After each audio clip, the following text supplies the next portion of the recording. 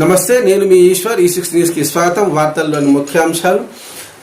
ప్రపంచంలో అత్యంత విశ్వసనీయ నేతగా ప్రధాని నరేంద్ర మోడీ నిలిచారు. మార్నింగ్ కన్సల్టెన్సీ సంస్థ నిర్వహించిన గ్లోబల్ లీడర్ సర్వేలో ఇది వెల్లడైంది.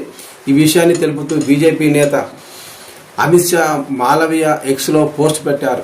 భారతీయులతో పాటు ప్రపంచ వ్యాప్తంగా మిలియన్ల మంది విశ్వసించే నాయకుడిగా ప్రధాని మోడీ అగ్రస్థానంలో నిలిచారని మాలవీయలో పేర్కొన్నారు. భారత సురక్షితమైన నాయకుని చేతిలోనే ఉందన్నారు. ఈ ఏడాది జూలై 4-10 మధ్య మార్నింగ్ కన్సల్టెన్సీ ఈ సర్వే నిర్వహించింది. అందులో ప్రపంచంలో అత్యంత విశ్వసనీయత కలిగిన నాయకుడిగా 75% మద్దతుతో మోడీ మొదటి స్థానంలో నిలిచారు.